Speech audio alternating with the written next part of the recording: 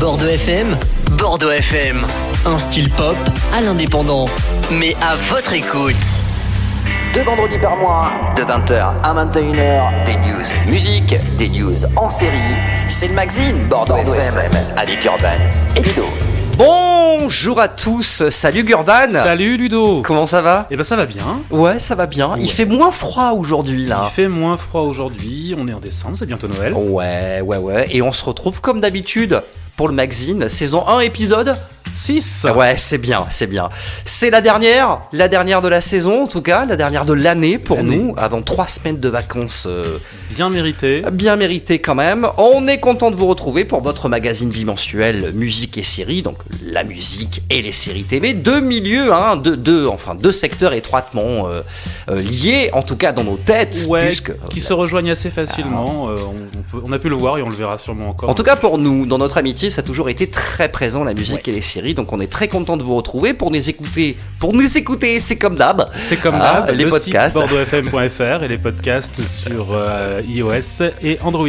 Voilà, bon, écoute, on va attaquer le débrief tout de suite. Bienvenue dans Magazine saison 1, épisode 6. 20h, 21h, le magazine Bordeaux FM. On va commencer par toi, Gurvan. Qu'est-ce que t'as regardé là ces derniers temps ? T'as passé du temps, j'imagine, sur Netflix, Amazon, Disney. T'as regardé quoi ? Qu'est-ce qui t'est arrivé niveau série là ces derniers temps ? Alors, ces derniers temps, niveau série, j'ai regardé. Alors, je me suis fait peur. J'ai regardé le pilote. J'avais promis que je le ferais. Ouais. De la série Cowboy Bebop, dont j'avais parlé dans un coup d'œil dans le rétro. Donc pas la série animée, mais la série live qu'a lancé Netflix. La série live action là qui est sortie en novembre sur Netflix. Ouais. On va se parler franchement. Ouais. C'est à chier. C'est à chier. C'est très très mauvais. C'est pas du tout dans l'esprit de l'animé d'origine. C'est pas. C'est beau visuellement, c'est pas mal, mais c'est plat quoi. C'est plat, ça ressort pas. Il y a pas de relief. Ah ouais. Tant que ça. Ouais. Non, c'est pas intéressant. Et quand on connaît la série d'origine, c'est encore plus frustrant parce qu'on attend des choses qu'on ne retrouve pas, que ce soit dans l'ambiance, dans les personnages, dans l'action, dans plein de choses. Ouais, c'est pas très intéressant et c'est même pas bien joué en plus. Oui, parce que t'as fait un coup d'œil dans le rétro, toi qui parlais de la série animée, encore précisons-le. Ah oui. Pour justement faire une transition également un petit peu sur cette série qui est arrivée sur Netflix. Bon, moi effectivement, j'ai lu des choses sur internet, on va pas tout dévoiler puisque tu vas en parler tout à l'heure. On en parle dans le JT. Dans le JT. Moi j'y suis même pas allé, pour te dire. Voilà, quand j'ai vu ça, j'y suis pas allé. Je me suis douté que t'irais quand même jeter un petit coup d'œil. Bon, apparemment, non, ça le fait pas, quoi. Je l'ai fait, je me suis sacrifié pour vous, fidèles auditeurs. Tu t'es sacrifié. Et non, n'y allez pas. Bon. Ça vaut pas le coup. Et D'accord. toi, Ludo ? Alors, ouais. moi, je suis impatient d'avoir mon point spoil Dexter. Ton point spoil. Alors, je vais essayer de pas faire trop de spoil cette fois-ci. Donc, j'en étais, moi, l'autre fois, à l'épisode 4, donc de cette nouvelle saison. Alors, l'épisode 4, il est remarquable. Franchement, l'épisode 4, il est génial. Il y a vraiment l'enjeu de la saison qui se met en place, toute cette histoire entre Dexter et son fils Harrison qui commence vraiment à se mettre en place et qui prend de la place. Donc il y a vraiment un enjeu super important, surtout qu'on approche de la mi-saison, puisque à l'époque, Dexter, c'était plutôt en 13 épisodes ou en 12 épisodes, et là, on est plutôt proche des 10 épisodes. Donc c'est un petit peu différent. Malheureusement, sur l'épisode 5 et 6, Dexter retombe un petit peu dans ses travers, quoi. Alors même s'il y a quand même de bonnes choses qui sont exploitées. Pour l'instant, le meilleur épisode de la saison, ça reste pour moi l'épisode 4, qui vraiment met en place pas mal de choses. Alors il paraît, moi j'ai lu hier sur internet, que Clyde Phillips a prévu que sur l'épisode 10, donc le final, Internet allait être une bombe, quoi. Tout le monde allait se retourner, ça allait vraiment réconcilier les fans avec la fin de la saison précédente. Donc, affaire à suivre, moi je demande à voir. Bon, pour l'instant c'est quand même bien, si tu veux. Je suis dedans. Mais voilà, ça tombe un peu dans ses travers à voir, quoi. Et à suivre. À suivre. Sommaire, c'est parti. Des news musique, des news en série. C'est le magazine Bordeaux FM avec Urban et Ludo. Alors Ludo, au sommaire de ton JT série aujourd'hui, qu'est-ce que tu nous proposes ? De mon JT musique, tu veux dire. Le retour du printemps de Bourges de Carlos Santana qui doit se refaire une santé, de l'affaire Clapton contre le Rolling Stones Magazine et enfin d'un concert hommage à David Bowie qui aurait eu 75 ans. Ton coup d'œil dans le rétro cette semaine. Ce sera pour l'album New Morning de Frederick Scollman et Jones. Et l'album du jour? Eh ben, il n'y en a pas, parce que ça sera une rétrospective des albums que j'ai retenus et qui sont sortis en 2021 et ce qui nous attend en 2022. Eh ben, j'ai hâte de voir ça. Voilà. Dans ton JT série, mon cher Gurvan. Dans mon JT série, on va parler de Netflix qui annule Cowboy Bebop après seulement 3 semaines. On parlera aussi du reboot de Heroes en préparation. Et clap de fin pour La Casa des Papel. Et puis l'arrivée de David Tennant dans Le Tour du Monde en 80 jours, plutôt que prévu. D'accord. Aujourd'hui, c'est pas un coup de cœur, mais c'est un coup de gueule. Ouais, ce sera un peu un édito coup de gueule, vous verrez. D'accord, ok. Et il va y avoir un petit coup d'œil dans le rétro. Et oui, bah, comme toi, une petite rétrospective 2021 et une petite perspective 2022. Une petite perspective 2022. Eh bien, écoute, c'est parti, on y va ? Allez, c'est parti.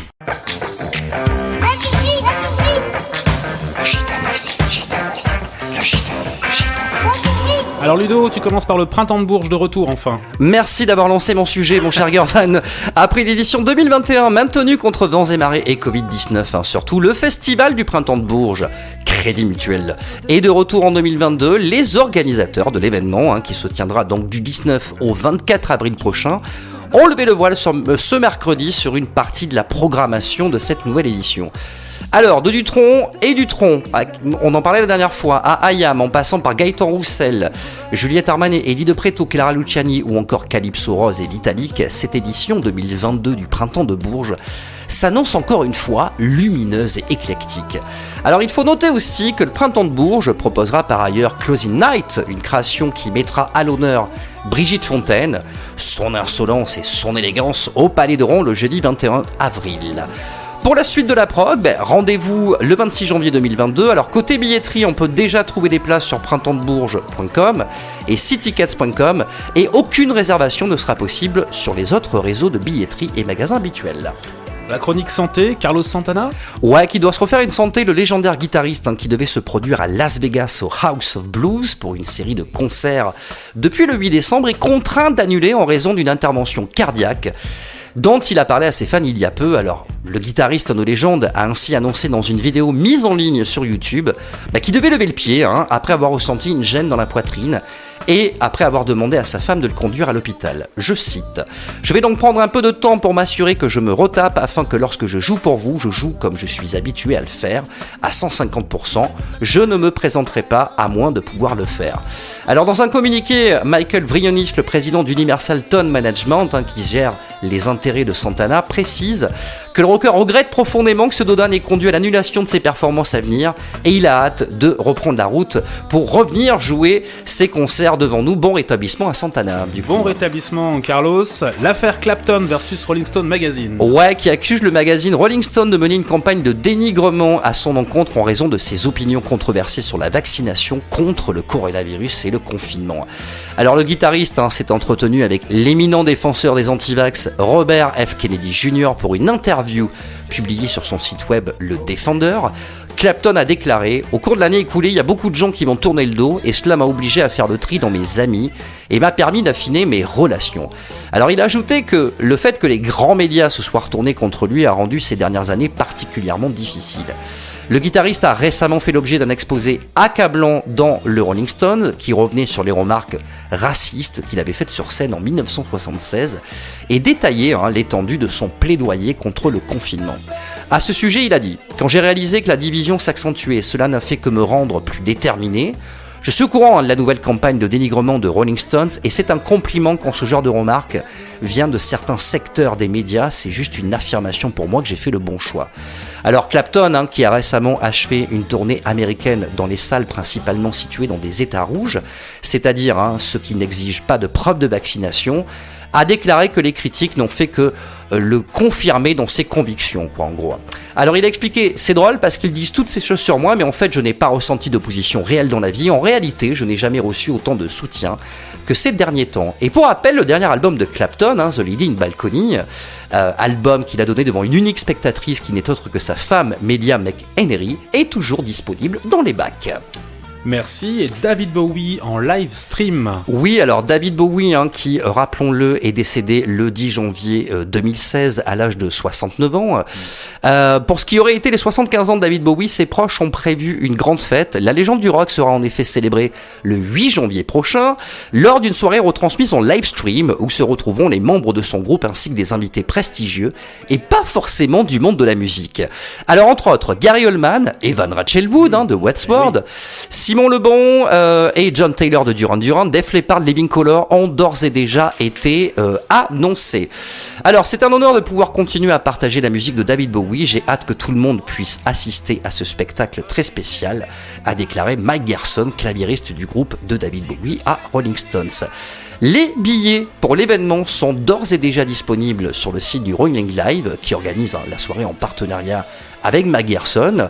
Les prix vont de 25 à 5 000 $ pour un Ultimate Bundle, qui inclut notamment une chanson originale composée pour l'acheteur par Mike Garson lui-même. Take a look at the long man beating up the wrong guy. Oh man, wonder if you'll ever know who's in the best-selling show.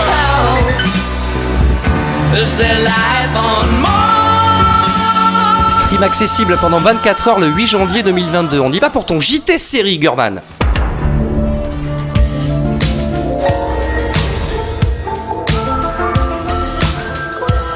Alors Netflix, on en parlait, qui annule Cowboy Bebop. Et oui, 3 semaines, d'immenses ambitions, des années de préparation, des mois de teasing et de promesses, un budget colossal de 70 millions de $. Et après seulement 3 semaines de diffusion, Netflix a annoncé le 9 décembre dernier l'annulation pure et simple de la série. Échec cuisant, four retentissant, bref, un vautrage en règle et largement prévisible. Mais bon, pas d'inquiétude, nul doute que Netflix aura retenu la leçon et s'abstiendra de refaire ce genre d'erreur à l'avenir. Tous les fans attendent donc impatiemment l'arrivée des séries live d'Avatar, le dernier maître de l'air, dont le film de 2010 avait déjà traumatisé toute une génération de fans, ou encore la cultissime série One Piece dont j'avais brièvement parlé c'est vrai. À l'occasion de la sortie du 1000e épisode, et sur laquelle Netflix porte maintenant tous ses espoirs. Et après tout, l'espoir fait vivre. L'espoir fait vivre, comme par exemple ce reboot en préparation de Heroes. Oui, Heroes. Alors, pour ceux qui s'en rappellent pas, Heroes est une de ces séries cultes de la deuxième moitié des années 2000, à l'époque diffusée en France sur TF1, qui n'était quand même pas le premier à diffuser ce genre de série, donc c'était digne du succès. Gros succès au démarrage, des audiences qui finissent par s'effondrer saison après saison, pour s'arrêter en 2010 dans l'indifférence générale. En 2015, une suite ratée, Heroes Reborn, tentera sans succès de relancer la série, mais ne dépassera pas la première saison. Bref, un reboot en préparation pour Peacock, la plateforme streaming du géant NBC. Un reboot qui reprendra, semble-t-il, les mêmes personnages et la même histoire. Souhaitons-lui un autre destin. Ouais, c'est lui un autre destin, comme par exemple, pas du tout, en fait ma transition est ratée, clap de fin pour la Casa des Papel. Ouais, début décembre, on a pu découvrir sur Netflix la 3e et dernière partie de la saison 2 de la Casa des Papel. Après une première saison en 2 parties, Netflix avait commandé cette suite pour satisfaire les fans, et aussi un peu ses actionnaires, disons-le. Et soyons francs, les 2 premières parties de cette saison 2 sont quand même 16 épisodes sur 26, n'étaient vraiment pas des plus convaincants. Trop lent, trop de flashbacks, trop de délayage, entraînant un manque de rythme et un suspense artificiel la plupart du temps. On s'ennuyait ferme devant ces 2 premières parties, et si ce n'est la fin de la 2e partie qui redonne un tout petit peu d'intérêt, la conclusion tant attendue n'était finalement plus tant attendue que ça. Et pourtant, il faut admettre que cette ultime partie est plutôt réussie. De l'action, quelques twists bien menés, des évolutions de personnages intéressantes, malgré quelques longueurs encore, notamment les passages dans la banque, dont on sent bien que les scénaristes ne savent absolument plus trop quoi faire.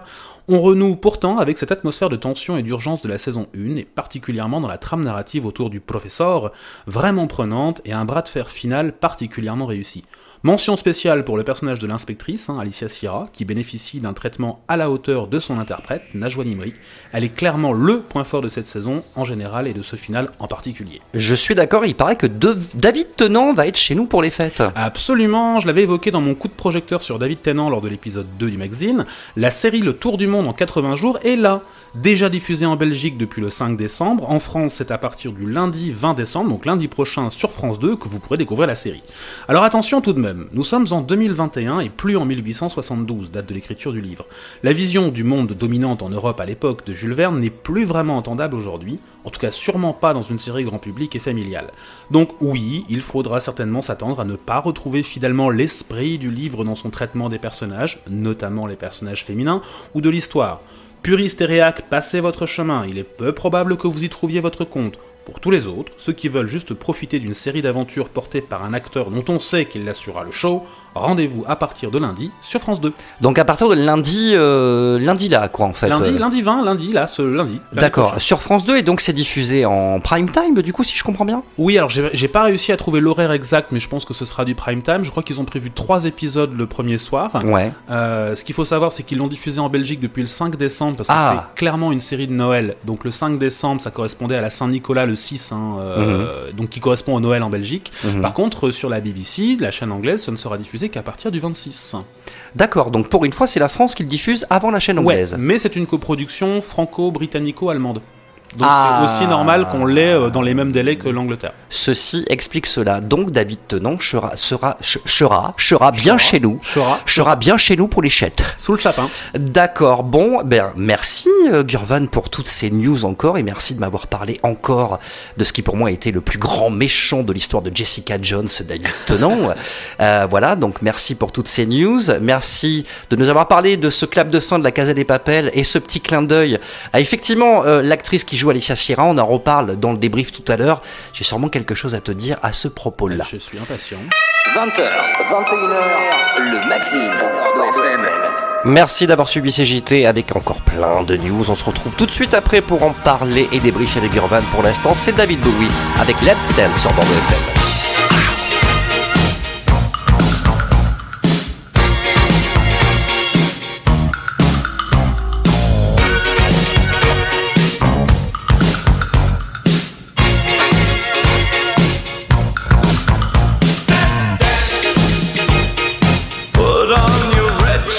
And dance the blues. To the song they're playing on the radio. While color lights up your face.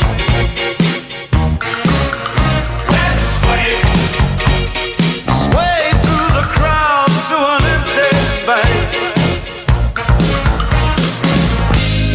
If you say run, I'll run with you. If you say hide, we'll hide. Because my love for you would break my heart in two. If you should fall into my arms, tremble like a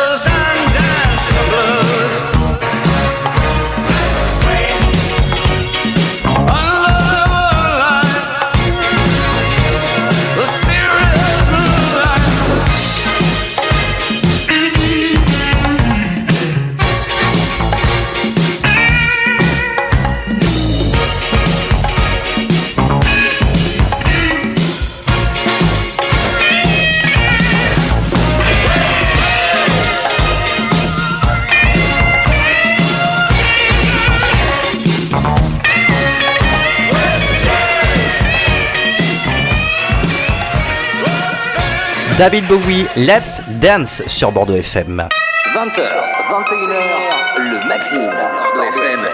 Eh bien, si vous avez écouté ces JT, normalement vous avez fait le plein de news et forcément, comme d'hab, Gurban, je voudrais rebondir sur pas mal de choses. Rebondis. Bon, déjà, alors, moi j'ai lu sur internet que pourtant Cowboy Bebop avait fait un bon démarrage. Alors, en fait, Cowboy Bebop a pas fait un mauvais démarrage du tout. Mais il a fait une chute conséquente derrière. Ouais, c'est ça. En fait, les heures de visionnage dans les premiers temps étaient pas mauvaises. La série était dans le top 10 des séries les plus regardées. Mais très vite, les audiences ont commencé à baisser et c'était un indicateur assez fort pour Netflix, en tout cas suffisamment pour que, par rapport à l'investissement qu'ils avaient mis, ils se soient rendus compte que c'était absolument pas rentable pour eux et ils ont préféré clairement annuler la série. Sans compter la shitstorm qu'ils se sont pris de la part de tous les fans qui ont allé au scandale. Au scandale. Je reviens sur Heroes également. Alors, je me permets de corriger quelque chose que tu as dit. La série a bien dépassé le pilote. Heroes Reborn sur NBC, qui a été fait par Tim Kring lui-même, a dépassé le pilote puisque tous les épisodes ont été diffusés. Tu n'as pas écouté mon JT, parce que c'est effectivement ce que j'avais écrit au départ, mais j'ai dans la chronique, enfin dans le JT, j'ai parlé de la saison 1. Ah, d'accord, ok, autant pour moi. Oui, c'est vrai, effectivement. En tout cas, Heroes, il faut arrêter les mecs, Le reboot a déjà été fait. La saison 1, c'est vrai qu'elle était excellente. À l'époque, c'était super avant-gardiste. Tim Kring avait fait un super boulot, c'était excellent. Mais là, je crois qu'il faut vraiment arrêter. C'est pas la peine de recommencer. En tout cas, les acteurs de l'époque, je pense pas qu'ils seront partants pour refaire quoi que ce soit. Ce serait un reboot, au redémarrage, on repart à zéro. Donc, non, c'est pas. Après, c'est une série qui a souffert aussi dans sa saison 2 de la crise, tu sais, de la grève des. Oui, de la grève des scénaristes, effectivement, ouais, tout à fait. En tout cas, non, on ne veut pas de ce reboot de Heroes. On n'est pas d'accord. Voilà. Allez, coup d'œil dans le rétro.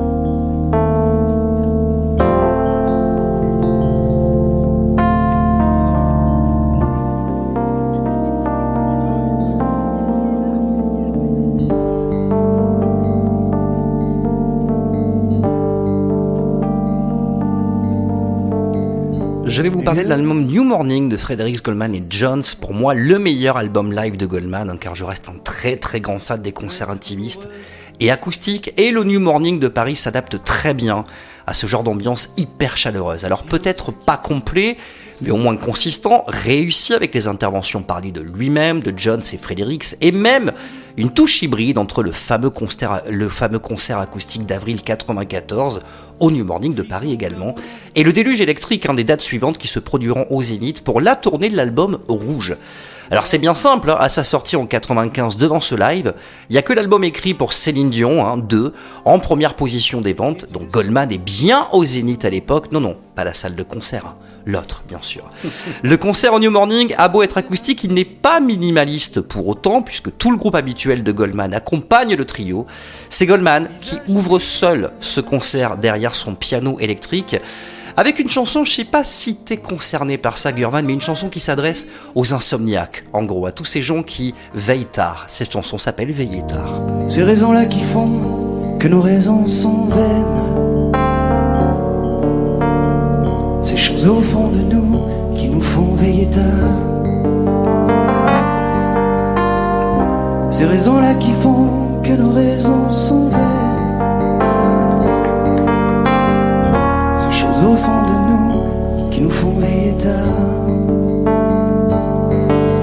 Alors le New Morning brille par son ambiance bon enfant, les musiciens délirent entre eux, parfois même pour un rien. Il y a un moment où Jones part sur un délire avec de la crème solaire hydratante, ce qui pousse Goldman à avoir un fou rire, avec donc des morceaux plus mineurs mais tout aussi excellents à mon goût et qui rentrent très bien dans ce contexte, comme l'excellent Quelque chose de bizarre. Il y avait quelque chose dans l'air, quelque chose de bizarre, le silence pesant des enfants qui jouaient sur le trottoir, les vieux assis sur leur banc avec leur drôle de regard qui brillait étrangement sans rien fixer ni sans rien voir. Ou encore le très très bluesy Petit Blues Peinard. On est pas mal, hein? Pas très beau, pas très bien. On n'est pas certain d'être encore là demain. En attendant pour nos cafards, y'a nos petits blues peinards. Alors en dehors de Fredericks, Louis Jones joue des guitares folk, Le Perron est à la basse sèche, Christophe Deschamps est à la batterie légère, même si à certains moments, Christophe Deschamps se permet de tonner comme il faut, comme sur les pics et merveilleux, ne lui dit pas.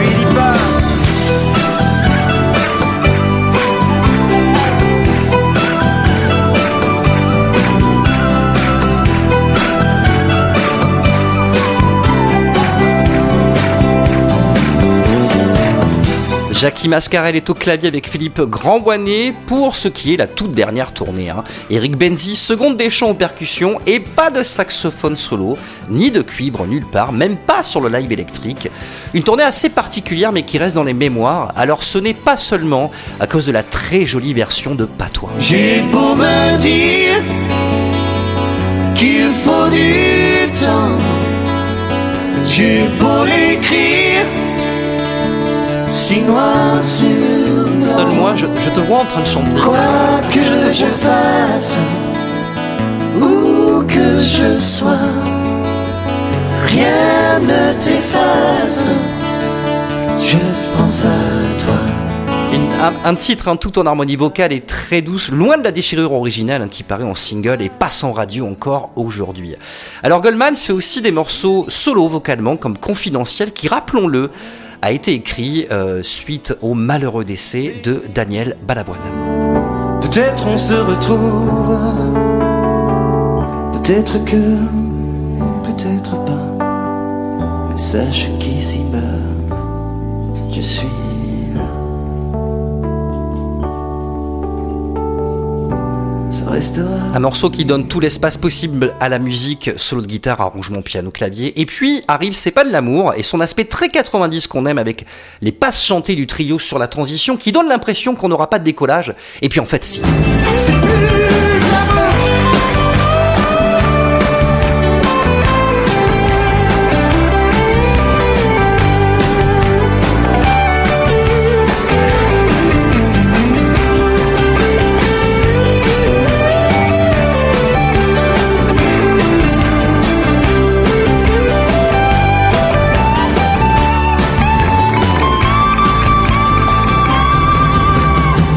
Alors petit bémol pour 1, 2, 3 version swing, même s'il permet de laisser plus de place à Le Perron et pour Tobacco Road, qui alourdit une partie de reprise soul, néanmoins bienvenue et très fraîche, comme pour le morceau Think d'Aretha Franklin, formidablement repris par Carol Fredericks et Yvonne Jones.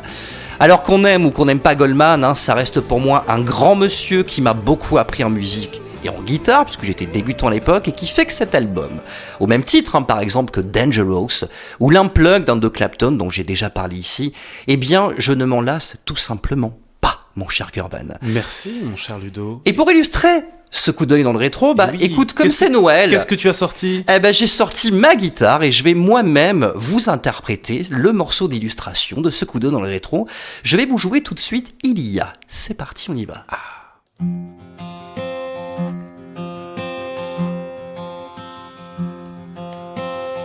Il y a du temps de la bruyère et des bois de pin, rien de bien malin. Il y a des ruisseaux, des clairières, pas de quoi en faire un plat, ce coin. Il y a des odeurs de menthe et des cheminées et des feux dedans.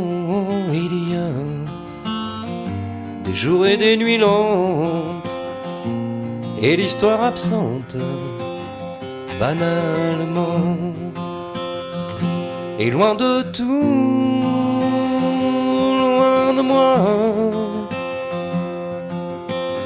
c'est là que tu te sens chez toi. De là que tu pars où tu reviens chaque fois et où tout finira. Il y a des enfants, des grands-mères, une petite église et un grand café. Au fond du cimetière, des joies, des misères et du temps passé. Il y a une petite école et des bancs de bois, tout comme autrefois.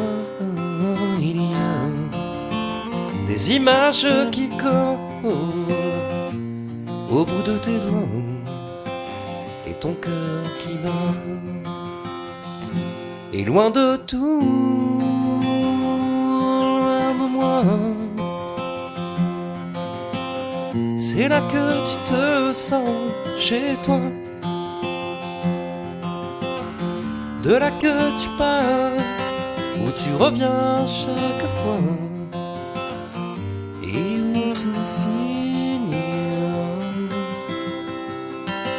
Et plus la terre est aride, et plus cet amour est grand, comme un mineur à sa mine, un marin à son océan. Plus la nature est ingrate, avide de sueur et de boue, parce que l'on a tant besoin que l'on ait besoin de nous. Elle porte les stigmates de leur peine et de leur sang, comme une mère préfère un peu son plus fragile enfant. Et loin de tout, loin de moi, c'est là que tu te sens chez toi. De là que tu pars, où tu reviens chaque fois et où tout finira.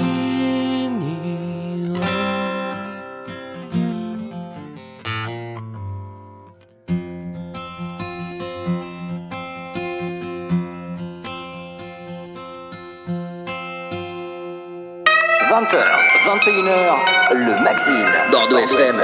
Merci beaucoup Ludo pour ce morceau en live. Ouais, c'était du live.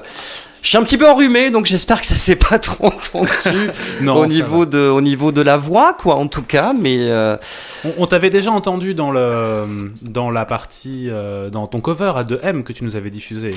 Oui, c'est vrai, dans le cover que j'ai fait avec Angel Manque de cul, effectivement. Mais là, c'était de l'enregistrement, tout était calibré et tout ça. Là, c'est vraiment du live avec juste la guitare et la voix. Un petit peu fragile, j'étais un petit peu intimidé, c'est la première fois que je me lance dans cet exercice, mais ça me donne envie d'en faire d'autres au sein de l'émission. Et bah écoute, avec plaisir, quand tu veux. Et j'ai envie de te demander, qu'est-ce que toi ça inspire pour toi, Goldman? Est-ce que tu as écouté du Goldman quand tu étais petit, plus jeune, enfin Alors, voilà. Parce que moi c'est un album qui me tenait à cœur, parce que c'est un artiste qui a fait partie de ma vie depuis toujours en fait. Et moi pas du tout. Voilà. Et je le savais, c'est pour ça que je te pose la question. Je suis pas un fanatique de Goldman, loin de là. Enfin, j'ai rien contre lui, mais c'est vrai que sa musique me transcende pas. En fait, moi je retiens 2 albums de Goldman. Donc il y a l'album que tu as cité tout à l'heure de Céline Dion, que je trouve fabuleux cet album. C'est vrai qu'il est formidablement bien écrit. Je suis pas non plus fanboy de Céline Dion, mais j'avoue que cet album-là est superbe. Et Frédéric Goldman Jones dans sa période aussi, avec notamment Néant 17 à la Heidenstadt. Ouais, c'est vrai. Où il y a eu une période magnifique, Rouge. Ouais, l'album Rouge est excellent. Le Rouge est formidable. Ça, c'est les 2 albums que je retiens de Goldman pour moi. D'accord, ok. Écoute, en tout cas, je suis ravi d'avoir pu faire ce morceau pour vous. Je t'ai quand même vu. Alors, t'as les paroles devant les yeux parce que je t'ai quand même vu chanter un petit peu avec moi à un moment. Non. Il y en a quelques-unes que je connaissais un peu de mémoire, mais je les connais pas par cœur. Non, je t'aurais pas accompagné sur celle-là. Bon, d'accord. Eh bien, en tout cas, merci de m'avoir écouté avec toute cette attention, avec mon cher grand Gurvan. plaisir. Et on va attaquer tout de suite ton petit coup de gueule. Oh, bravo. Un coup de gueule, vous allez comprendre un peu pourquoi. Depuis quelques années, même un certain nombre d'années maintenant, l'actualité des séries est gargantuesque. Il n'y a pas un mois, pour ne pas dire pas une semaine, ne passe sans que chaque chaîne ou plateforme de vidéo ne vous propose au moins une nouvelle série. Et nous, public, impatients, tout à notre joie naïve et notre intarissable soif de découverte, ne pouvons que nous réjouir de ce buffet à volonté, que dis-je, de cette longue orgie audiovisuelle sans fin. Eh bien, attention spoiler, non. D'abord parce qu'on finit par se noyer dans cette masse informe où on ne sait plus quoi regarder, et où suivre plusieurs séries en même temps finit par demander une organisation de ministres. Ensuite parce que ce foisonnement, c'est une illusion. En préparant cette émission, j'ai voulu faire un tour d'horizon un peu plus complet que ce à quoi il faut s'attendre en 2022 en termes de nouveautés, puisque j'en avais déjà parlé un petit peu. Et le constat est assez effarant. Alors si vous avez entre 30 et 50 ans, vous aimez le fantastique, la science-fiction, la fantasy, votre œil d'enfant nostalgique se mouille d'émotion à l'évocation des grands classiques du cinéma des années 80 ou 90. Waouh, qu'est-ce qu'elle est bien écrite cette phrase. Réjouissez-vous, 2022 sera votre année. Oui, vous, public cible facile à satisfaire et tant aimé des grands studios de production. Vous, pour tout, voici pour vous un petit avant-goût des douceurs à venir. Allez, dis-nous tout. Allez, Alien, Ouais, Blade Runner, ouais, Terminator, ouais. Dune, Entretien avec un vampire, Gremlins, Willow. Non mais attends, me dis pas que c'est des séries en préparation, ça. Si. Non. Et si c'est pas encore assez, allez, cadeau, on vous prépare une nouvelle série sur la famille Addams. Non. Mais attention, faut être original quand même. Alors on va centrer l'histoire sur la fille, mercredi, qui est maintenant une ado, en âge de rentrer au lycée, et qui développe d'étranges pouvoirs psychiques. Je le sens venir là, l'étron malodorant. Je le sens. Franchement, vivement les séries Retour vers le futur, Les Goonies ou Mad Max. Ah bah carrément. Mais rassurez-vous, vous n'êtes pas les seuls à être ligotés sur une cible géante pour marketeux sans idée. Fans de jeux vidéo, après League of Legends, vous verrez bientôt arriver Last of Us, Resident Evil, Fallout, Halo et même une série d'animation sur Cyberpunk 2077. Et je crois même que Resident Evil c'est même déjà fait, je crois. Ça arrive. Et pour les autres, un menu de valeur sûre avec 2 options au choix. Catégorie franchise, Disney continue de poncer ses licences avec une bonne dizaine de nouvelles séries autour de Star Wars ou Marvel l'année prochaine. Ouais, mais faut bien rentabiliser, hein. C'est ça. Catégorie suite et spin-off, Oh I Met Your Mother aura le droit à Oh I Met Your Father. The Witcher décline Blood Origin, Game of Thrones avec House of the Dragon, et Sex and the City et sa suite And Just Like That. Et allez, petite cerise sur la bûche, parce que c'est bientôt Noël, imaginez maintenant une série majeure, haut placée au panthéon des séries qui font l'histoire de la télévision et qui est considérablement influencé la production sérielle de ces 20 dernières années, et avec une fin exemplaire si rare dans les séries, et qui apporte une conclusion parfaite à ses personnages. À quel moment, dans quel contexte sérieux, une personne saine d'esprit se dit un jour « Tiens, si on faisait une suite ?» Eh bien, il semble que ça soit dans l'esprit d'un certain Alan Ball. Non. Avec 6 Feet Under. Ah non, je peux pas croire ça. Eh Ah non. bien, si. Écoute, je quitte l'émission tout de suite. Je quitte le studio, je sors. Alors les gars, vous, les producteurs, les showrunners, les créateurs de séries, si vraiment vous n'avez plus d'idées, plutôt que d'essayer vainement de recycler vos anciens succès, envisagez sérieusement une reconversion professionnelle. Je sais pas, utilisez votre CPF et laissez la place à ceux qui ont des vraies idées. Ou alors, apprenez des erreurs. L'histoire de ces dernières années regorge d'exemples que vouloir à tout prix ressusciter une série morte est généralement une erreur. Twin Peaks, échec. K2000, échec. Beverly Hills, échec. X-Files, échec et mat. Alors certes, l'analyse est superficielle et pas très objective, j'avoue. Bien sûr, le problème est plus profond et très fortement lié à un système qui favorise la rentabilité et le moindre risque.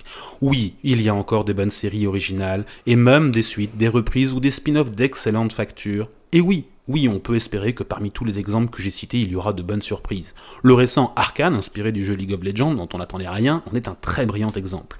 Alors, pardonnez, chers auditeurs, ce coup de gueule un peu vif, car non, l'avenir des séries n'est pas tout noir, et oui, nous pouvons aussi aimer la suite du spin-off d'un remake si c'est bien fait. Mais restons critiques et exigeants. Apprenons à différencier le clin d'œil du fanservice abusif, l'hommage de la paresse, la création de l'illusion. Non, mais c'est pas possible. Un reboot de Six Feet Under, Gurvan, c'est pas possible. Une suite. Mais, enfin, on va pas spoiler, ils sont tous morts. C'est un scandale. Ils sont tous morts, c'est pas possible. Michael C. Hall a vraiment besoin de faire des reboots en ce moment. Il fait déjà un reboot de Dexter, on fait une suite de Dexter. Je sais même pas si ce serait avec lui, ce serait peut-être une autre histoire d'autres personnages. Mais quelle idée, pourquoi ? D'accord. Bon, vraiment, j'ai du mal à y croire. Alors, tu m'avais dit tout à l'heure, ne lis surtout rien à l'avance et j'ai vraiment envie de voir ta tête pendant l'émission. Eh bien, tu l'as vu, ma tête. Je vais quand même te faire l'album du jour parce que bon, écoute, faut le faire. Allez, c'est parti. L'album du jour.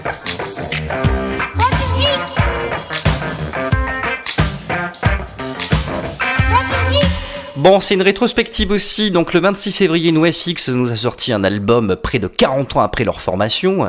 Bah, ils montrent qu'ils sont toujours les rois incontestables de la planète punk, punk. Comme Neil Young, hein, qui nous montre que c'est le roi incontestable de la planète folk, avec son album qui est sorti le 26 février. En mars, Gaëtan Roussel et Sting nous ont sorti un album également. Sting, c'est Duets, donc ça couvre à peu près 20 ans de carrière, qui se concentre exclusivement sur le travail de Sting avec d'autres grands artistes, donc par exemple It's Probably Me, un morceau que je kiffe, avec Eric Clapton par exemple. Le 16 avril, j'en avais fait une petite chronique sur Bordeaux FM à l'époque où j'étais avec Miguel dans le grand show. London Grammar nous a sorti Californian Soul. Le 14 mai, c'est les Black Keys qui nous ont sorti Delta Cream. Le 30 juillet, on a eu Welcome to America. Alors c'est le premier album posthume de Prince. Et franchement, c'est une merveille. Le nouvel album de Prince évoque le racisme, les divisions politiques, la technologie, la culture de la désinformation. Et l'album parvient à être aussi pertinent, voire peut-être même plus pertinent aujourd'hui que lorsqu'il a été enregistré et mis à l'écart en 2010. Metallica, le 10 septembre, a sorti Blacklist, donc une compilation de 53 reprises, différentes du Black Album, par une légion éclectique d'artistes issus d'univers musical très différents. Coldplay, on en a parlé, Music of the Sphere le 15 octobre, Radiohead, on en a parlé aussi avec Kid Amnesia, je l'ai dit, une Balcony d'Eric Clapton en novembre, Sting avec The Bridge, donc tu remarques à partir d'octobre, on en a parlé pas mal, hein, oui, puisque bizarrement. Forcément, on est arrivé sur les ondes. Oui. Adele qui a sorti 30, Deep Purple qui a sorti Turning to Crime le 26 novembre, et enfin Angel avec une semaine d'avance. Et ça sera certainement mon album du jour à la rentrée parce que c'est vraiment une petite nana que je kiffe de plus en plus, Angel. Et pourtant, je kiffe pas forcément son style de musique, mais je kiffe cet artiste avec 95, qui veut dire, il me semble, casserole en belge, hein, je crois. C'est ça. C'est ça, voilà. Years of Years, à venir en 2022, va nous sortir Nightcall le 7 janvier, Elvis Costello et The Imposter le 14 janvier de Boy Named Thief, et le 21 janvier, c'est Kiefer Sutherland, Jack Bauer, qui va nous sortir Bloodstreet. Voilà. Je devais en parler, mais j'ai pas eu le temps. L'album de Clara Luciani est sorti le 11 juin. On va quand même s'écouter son dernier single qui s'appelle Respire, Gurvan, respire.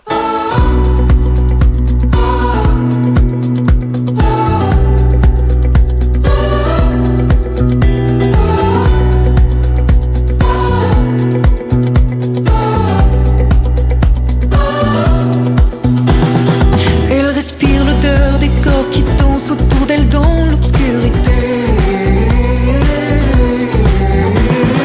Il s'effleure sans timidité, une insolence chorégraphiée. Elle veut pas s'asseoir, elle veut s'oublier. Elle veut qu'on la drague, qu'on la regarde et qu'on la fasse tourner. Elle veut pas s'asseoir, ça a trop duré. L'immobilité forcée, ce soir elle va recommencer. Il faut que ça bouge, il faut que ça tremble, il faut que ça transpire encore. Dans le bordel des balles le soir, débraillé dans le noir. Il faudra rire, prendre à boire, il faudra respirer encore. Il faut que ça bouge, il faut que ça tremble, il faut que ça transpire encore. Dans le bordel des balles le soir, débraillé dans le noir. Il faudra rire, prendre à boire, il faudra respirer encore.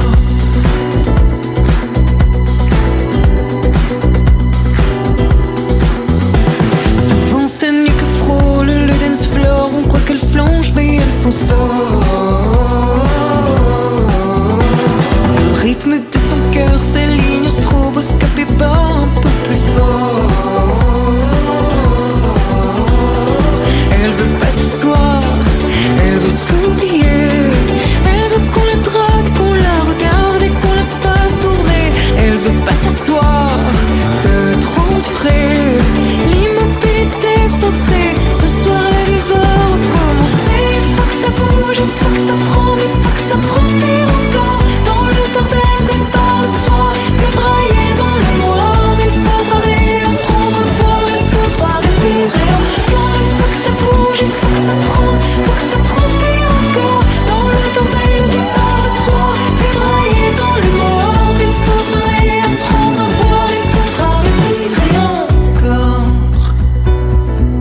Elle respire. Merci à Clara Luciani pour ce morceau.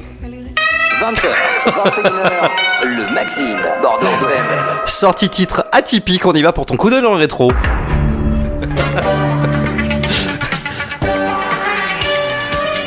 Allez, c'est parti, Gurvan, à toi. Allez, c'est parti. Alors, coup d'œil dans le rétro, en rétrospective de 2021, un petit peu comme tu as pu le faire. Oui. Je vais essayer d'être un petit peu plus détaillé. Ludo, moi je sais que tu as eu une année assez chargée. Moins de temps pour regarder des séries ces derniers temps. Ouais.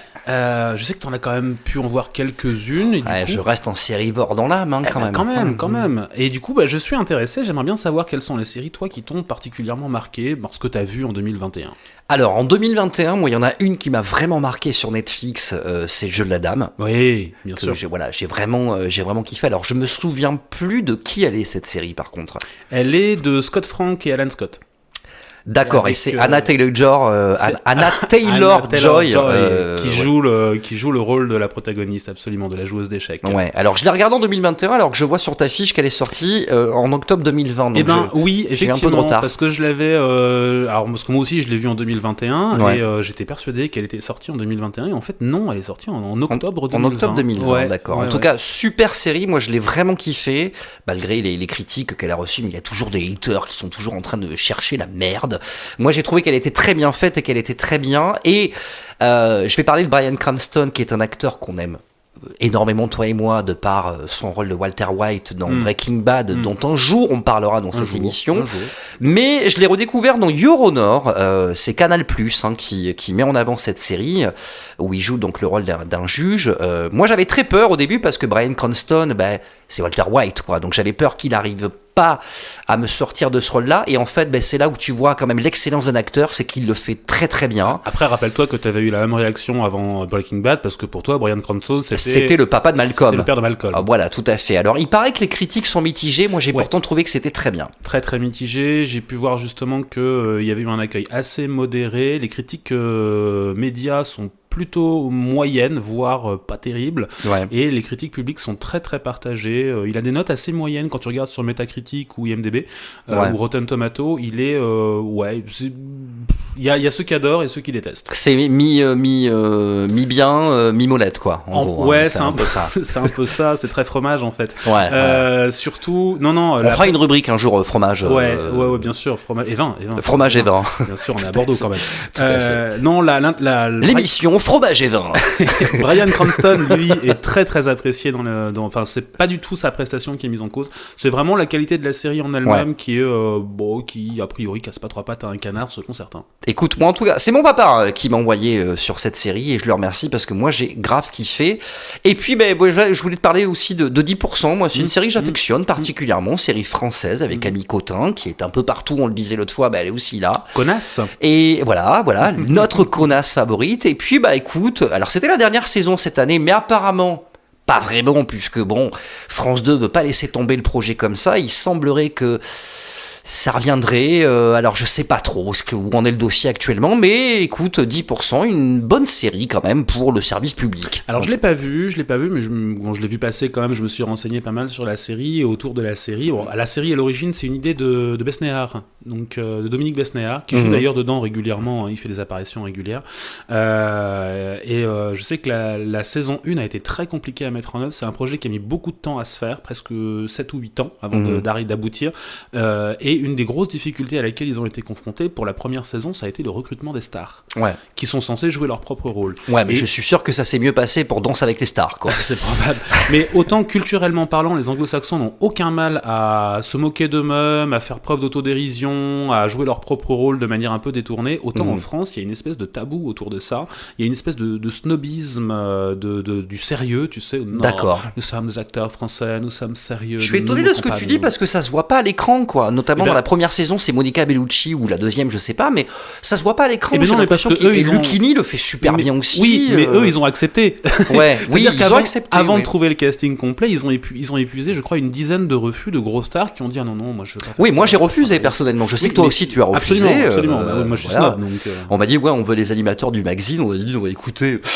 nous c'est pas possible. On sait que dans voilà. quelques années vous allez faire le magazine, donc on a très envie de vous avoir. Bon bah c'est pas grave. Hein. Bon, ouais, voilà, ça c'était pour moi. Voilà, j'ai eu une année chargée émotionnellement, donc c'est vrai que j'ai pas passé énormément de temps devant la télé. Et puis j'ai écouté beaucoup de musique pour pouvoir préparer le magazine avec toi. Mais toi, quelle série tu retiens du coup de cette année? Certaines dont j'ai déjà parlé ici. Je vais parler d'Arcane par exemple, donc je vais pas revenir dessus. Hein. J'en ai parlé longuement. J'ai fait une chronique entière sur la série. Allez-y, regardez-la, c'est vraiment bien. J'ai vu Squid Games. T'as des actions dans la série ou quoi? Ouais, c'est ça. J'ai vu Squid Games également, que j'ai modérément, j'ai bien aimé, j'ai trouvé ça très sympa. Ça mérite pas tout le foin qu'on en a fait, mais c'était quand même c'est une chouette série. La série qui m'a le plus marqué, je pense, dans les nouvelles séries cette année, c'était Le Serpent, mini-série en. Je l'ai pas encore vue, mais elle est dans ma liste. C'est très très très bien. Tahar Rahim qui joue le rôle principal est absolument brillant dedans. Il est vraiment flippant et glaçant à souhait. C'est une série dans laquelle en fait c'est l'histoire d'un tueur en série. C'est une histoire vraie d'un tueur en série dans les années 70 en Thaïlande. Oui, on m'a dit que c'était une histoire vraie. Absolument, c'est une vraie histoire. D'ailleurs, le protagoniste, dont j'ai oublié le nom, Charles Sobrag, est toujours en prison au Népal actuellement. On pourrait s'attendre, tu sais, dans ce genre de série, à ce que, oui, on te décrive le tueur en série comme le personnage principal. Donc, du coup, on va montrer qu'en fait, il y a des nuances de gris, qu'il est pas si méchant que ça, que c'est pas complètement sa faute. Non, là, pas du tout. Hein. D'accord. Dès le départ, le cadre est posé, c'est un personnage absolument froid, détestable et flippant, mais surtout très flippant, attachant et flippant, mais vraiment, à aucun moment tu n'as d'empathie pour lui. D'ailleurs, il en a aucune, et c'est très bien rendu par le jeu d'acteur. Bon, la faiblesse principale, c'est l'actrice qui joue sa compagne, qui dans l'histoire originale est censée être une Québécoise. Mais là, ils ont pris une acteur anglophone, donc quand elle fait ces scènes où elle parle en français, elle a un accent de merde. Ouais. Et ça a un peu fait gueuler, notamment les Québécois, parce qu'ils ont quand même des actrices qui auraient pu très bien jouer le rôle, et qui ont été évincés au profit de l'actrice qui a repris le rôle, qui a été choisi, je sais plus son nom, c'est pas très important. Mais sinon, la série est à regarder, c'est vraiment une très chouette série. Toujours en ligne sur Netflix d'ailleurs. Ouais, et je me rends compte que, tu vois, un enseignement pour moi de 2021, c'est que je crois que je commence à préférer le format mini-série, où tu as 7 ou 8 épisodes, et c'est tout. T'as une histoire. Ça fait un moment qu'on en parle tous les deux, mais de toute façon, on n'était pas très protagonistes des séries en 24 épisodes. Breaking Bad nous a mis la claque, tous les deux, à ce niveau-là, au niveau du format. Ah oui. Et c'est vrai que des fois, les mini-séries, au niveau de 6-8 épisodes, des fois, c'est mieux d'en raconter mieux, en moins, que de faire des épisodes. Ouais. Tu vois, je parlais tout à l'heure de Dexter, l'épisode 5-6, qui était moins réussi que l'épisode 4. Pourquoi ? Parce qu'il comble un petit peu, il y a des temps morts, quoi. Voilà.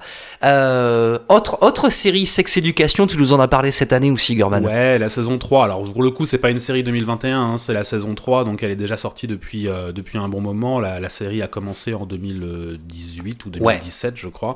Après, la saison 3 mais tu parles de la saison 3, en l'occurrence. Voilà. Mais la saison 3 était vraiment très bonne, fait partie des trucs que j'attendais, et quand c'est arrivé, j'ai pris beaucoup de plaisir à la regarder. J'en ai parlé en coup de cœur aussi. C'est vrai. Pas pour rien. La suivante qui est sur ta liste, moi, tu vois, je suis plutôt sceptique, quoi. J'ai pas aimé les 10 premières minutes du pilote. C'est WandaVision en l'occurrence. Voilà. Moi j'ai bien aimé. Je suis moins convaincu. Parce que pour une série spin-off de l'univers Marvel, je trouve qu'ils ont pris un contre-pied intéressant en adaptant un format un peu sitcom, une parodie un peu de sitcom, mais j'ai trouvé que le premier apparemment fait une parodie de Ma sorcière bien aimée. Non, c'est pas le premier. Le premier c'est une autre série des années 50. C'est le deuxième qui reprend Ma sorcière bien aimée. En fait, chaque épisode, ils prennent une série phare d'une décennie. C'est bien ce que j'ai compris. Tout à fait ça, mais globalement c'est ça. Donc on va retrouver effectivement, des séries phares comme Ma sorcière bien aimée, qui effectivement clairement ont parodié dans le deuxième épisode, qui est un très bon épisode d'ailleurs. Donc la série est plutôt sympa. Je trouve qu'elle se veut originale. Elle est pas extraordinaire, mais honnêtement, elle est chouette. D'accord. Loki, j'ai trouvé ça beaucoup moins intéressant. Ils ont voulu être original, mais finalement, c'est pas génial comme série. Oui, Loki, le frère de Thor, rappelons-le. Le frère de Thor dans le Marvel Cinematic Universe, qui donc a sa série dédiée et qui commence. Alors, elle est importante dans l'univers Marvel, cette série de Disney, puisque du coup, elle va commencer à introduire le multivers, la notion de multivers et d'univers parallèle. C'est ça, tout à fait. Je vois sur ta liste que tu parles de Lupin également. Je suis assez content parce que malgré les critiques, elle s'est pris. Écoute, moi j'ai bien aimé Lupin, quoi. Voilà, c'est. En tout cas, écoute, c'est un bon divertissement quand même. Alors, je suis un grand fan de Lupin personnellement. Hein. J'ai jamais lu un bouquin pour ma part. J'ai Voilà. lu assez récemment. Enfin, il y a quelques. Maintenant, j'ai fini récemment tous les bouquins de Lupin. Je les ai tous. J'aime beaucoup les bouquins. J'avais vu la vieille série avec Georges Descrières des années 70, qui était très sympa aussi. Je suis un peu vieillotte maintenant. Là, j'étais content. Une série sur Lupin. Je me dis, c'est chouette. En plus, et les premiers épisodes m'ont beaucoup plu. Je trouve qu'Omar Sy justement réinterprète bien l'esprit, mais à travers un autre personnage qui n'est pas Lupin, mais qui s'en inspire, ce qui lui permet de prendre des libertés avec la trame narrative ou avec le caractère du personnage. Donc Tout ça, à fait. J'ai trouvé ça vraiment chouette. Par contre, y a un moment où ça finit par... je sais pas, il s'égare dans des trucs, là, toute cette histoire avec le kidnapping de son enfant, machin... Une promo impressionnante également. Hein, mais voilà. une saison 2 décevante, j'ai trouvé, et un final fanservice, sympathique, mais on retrouve un petit peu un peu plus l'esprit Lupin. Mais bon, pas non plus à casser les briques. On verra si je regarderai la saison 3. T'as été, alors moi j'ai pas eu le courage d'y aller parce que j'avais l'impression que ça allait me plomber un petit peu l'ambiance, quoi. T'as été voir En Thérapie sur Arte? Non. Non. Alors, je n'ai pas mis que des séries que j'ai vues. Hein. J'ai mis qui est donc d'Olivier phares. Nakache et Eric Toledano, les papas de Intouchables, hein, rappelons-le, et de Sens de la fête et tout ça. Voilà, je l'ai pas vu. Des grands réalisateurs, hein, quand même. Mais pour moi, ça fait quand même partie des séries qui ont marqué le paysage audiovisuel français de l'année 2021. Et puis, il y a quand même pas énormément de séries françaises qui méritent d'en parler. Et a priori, celle-ci a son succès d'estime, succès critique et succès public. Je trouve que ça valait le coup d'en parler. Donc, En Thérapie, voilà, je l'ai mis là, mais il y a aussi, tu vois, la mini-série Montre jamais ça à personne sur Orelsan, que j'ai pas vu non plus, mais qui a priori a l'air vraiment chouette.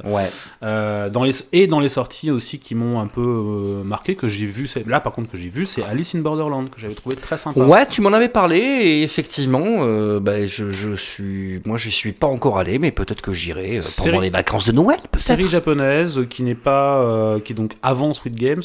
On est un peu dans le même type d'esprit, hein. On est dans du jeu mortel, donc voilà. Mais j'ai trouvé, honnêtement, c'était sympa. C'est inspiré d'un animé et d'un manga à l'origine. Ça vaut le coup. D'accord. Est-ce que tu peux nous parler un petit peu de ce qui nous attend là dans l'année à venir, en 2022 ? Oui. Alors, en 2022, dans les nouvelles saisons des séries déjà connues, on espère la saison 4 de Westworld, dont le tournage est en cours, mais sans trop de conviction.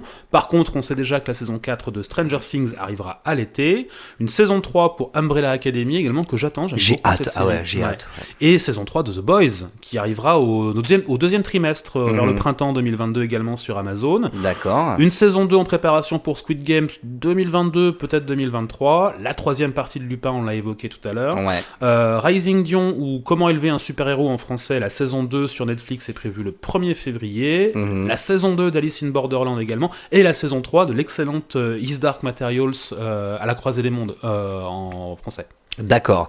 Je me permets d'enchaîner directement sur les films, si tu es d'accord, qui nous attendent en 2022 également. Alors, c'est pas des films, ce sont des nouvelles séries inspirées de films. Ah, de films, d'accord, autant voilà, pour en fait, moi. Si tu regardes le palmarès, il y a des séries à venir là, qui sont annoncées. Moi, il y en a une que j'attends, qui est inspirée d'un bouquin qui est Le Problème à 3 corps, qui est un bouquin de science-fiction chinois que j'ai lu récemment et que j'avais plutôt bien aimé, même s'il a ses faiblesses. Donc j'espère que la série sera à la hauteur, surtout qu'elle est réalisée, enfin en tout cas mise en œuvre par les créateurs de Game of Thrones. Ah, d'accord, ok. Donc, Denis Brognard. Voilà.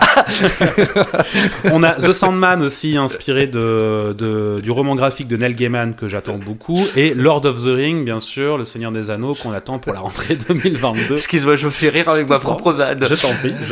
En spin-off, tu nous en as parlé tout à l'heure, il y a How I Met Your Father, qui est un véritable scandale.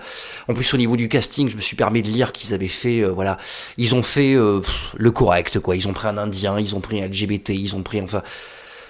je sais pas, ça me paraît déjà être un scandale avant même qu'elle soit sortie, cette série, quoi, voilà.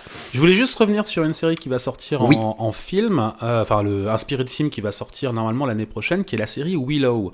Alors, assez inattendu, mais l'acteur principal qui va reprendre le rôle de Willow, c'est l'acteur d'origine, dont j'ai évidemment squeezé le nom, malheureusement, mais c'est pas grave. Je sais que c'est lui, il a 50 ans seulement. Il avait à peine 18 ans quand il a joué le rôle de Willow. Hein. Ouais. Je pensais pas qu'il était si jeune. Et je me dis, tiens, pour le coup, c'est vraiment une suite qui va se passer 40 ans après avec le même acteur. Allez, celle-là peut valoir le coup d'être regardée. Les autres, honnêtement, je suis moins sûr. Un Gremlins, je sais pas pourquoi, j'ai des doutes. Mhm. Dune, Alien, Terminator, dont tu as parlé tout à l'heure, Entretien avec un vampire, Wednesday, Hors du temps. Ouais, on va pas refaire la liste. Voilà, bon, voilà. Est-ce que, avant de terminer cette chronique, Gurvan, qui Fort a duré longue. nettement Fort plus longue. longtemps que prévu, puisque j'ai fait plusieurs petits clics de souris, est-ce que tu veux rajouter autre chose avant de terminer? J'ai vraiment envie que tu dises tout ce que tu as à dire. Et d'ailleurs, si tu veux parler d'un problème que tu as également dans ta vie personnelle, tu peux nous en parler, hein, Gurvan, également. C'est gentil, mais je vais m'abstenir quand même. Non, écoute, j'ai pas grand chose à dire de plus sur le sujet. Je pense que c'est une année prometteuse en termes de séries. Une année qui va peut-être passer au-delà enfin de cette pandémie du Covid. Les productions vont peut-être enfin pouvoir reprendre aussi correctement. Écoute, vu la Enfin, situation voilà. du moment, je suis pas convaincu que ce soit complètement terminé et qu'on n'ait pas encore des problèmes l'année prochaine. Oui, il va y avoir un variant. Ça se trouve, on va avoir un variant qui va porter le nom d'une série l'année prochaine. Ou d'un album. Ouais, ou d'un album. À quand le variant Bowie Bon, eh bien, je suis super triste de te dire ce que je vais te dire maintenant, Gurvan, mais c'est la fin de l'émission. Non. Voilà, c'était la dernière de la saison 2021-2022. On a commencé en septembre, Mais après non, en même mais temps. c'est pas la dernière de la saison 2021-2022, c'est la dernière de l'année 2021. C'est la dernière, voilà, c'est la dernière, oui, retrouve en effectivement, janvier, Ludo. tu as raison. On se retrouve en janvier, d'ailleurs, on se Ne fais retrouve pas peur à nos auditeurs. On se retrouve le 7 janvier, je ne suis sûr qu'ils n'ont pas peur, ne t'inquiète pas. On se retrouve le 7 janvier 2022. Écoute, je profite d'un tout petit temps que nous n'avons pas, mais je profite de ce temps pour te dire que je suis super heureux de vivre cette aventure avec toi depuis le mois d'octobre maintenant, parce que et je remercie aussi également les auditeurs, je pense que tu le fais aussi, Oui. parce que c'est vrai qu'ils nous ont apporté beaucoup de retours, beaucoup de choses positives sur l'émission, mais ils nous ont permis de faire des réglages, de revoir un peu les choses différemment aussi. Non pas qu'on était mal parti dès le départ, hein, mais on avait déjà une trame quand même super bien dès le départ, mais voilà. Donc je les remercie aussi, et ça a été vraiment un plaisir de faire ce premier trimestre avec toi, mon cher Gurvan, quoi. Écoute, oui, une expérience vraiment formidable. Évidemment, je suis content qu'elle continue encore, déjà au moins jusqu'à la fin de l'année. On verra pour le renouvellement pour la saison 2. Oui, on verra les contrats et tout ça. Enfin, C'est ça. voilà, Et nos salaires aussi. Et nos salaires, ça. et tout ça, bien entendu. Bien entendu, on va demander une augmentation, c'est évident, c'est évident. Une augmentation, on va faire un multiple de 0. Mais oui, non, je suis absolument ravi, et en fait, je m'amuse de plus en plus à faire cette émission, et j'espère vraiment que toi aussi, déjà. Oui, bien sûr, et t'imagines j'espère bien. que les gens qui nous écoutent également prennent du plaisir à ça. Mm. Même si là, tu vois, on vient de parler à peu près 15 ou 20 minutes non-stop, sans coupure, sans musique, sans rien, et qu'ils en ont sûrement marre, Bien sûr. et qu'on va sûrement faire des coupures au montage. Bien sûr, bien sûr. Mais c'est pas grave parce qu'on est content. C'est pas grave, donc c'est pas grave, voilà. Bon, il y a plein de choses qu'on n'a pas le temps de faire pour cette fin d'émission, donc on va au moins annoncer où est-ce qu'on peut nous écouter, parce que c'est quand même le principal de tout ça, donc tu vas nous éclairer un petit peu. Oui, parce que j'ai l'impression que tu aimes bien quand je me vautre sur les J'adore annonces. quand tu annonces les podcasts, surtout quand tu te plantes, j'adore. Donc, vous pouvez nous écouter sur le site bordeauxfm.fr, bien évidemment, et sur les podcasts iOS et Android. Waouh, super, Et super. je me suis entraîné. Tu t'es entraîné. Tout de suite, c'est Alain Payer également sur Bordeaux FM pour le Bordeaux Techno Show pour sa dernière de l'année également. Nous, là, dans l'immédiat, on part en vacances, on va prendre un petit peu de recul, un petit peu de temps de repos. Et bien sûr, on revient donc le vendredi 7 janvier en direct pour l'épisode 7. Et puis, on repart pour 6 mois non-stop, en tout cas. Et j'ai envie de vous dire, voilà, joyeux Noël, bonne fête à tous. Profitez-en bien, ne vous laissez pas abattre par la crise du moment, et puis passez un bon réveillon en famille, et restons positifs, Ouais. voilà, comme le disait Laurie à l'époque. positive attitude. Positive attitude, quoi. Oh, c'est rêve. En tout cas, on a été très heureux de vous retrouver. On est vraiment désolé qu'il n'y ait pas de générique à cette émission, mais pour des contraintes de budgétaires et des contraintes de technique, il n'y en aura pas. En tout cas, merci à vous de nous avoir écoutés. Très bonne fête de fin d'année. Rendez-vous en 2022. Salut à toi, Gurvan. Salut, bonne Ludo. fête et bonnes vacances. Et à bientôt, tout le monde. Salut à tous. Gros bisous.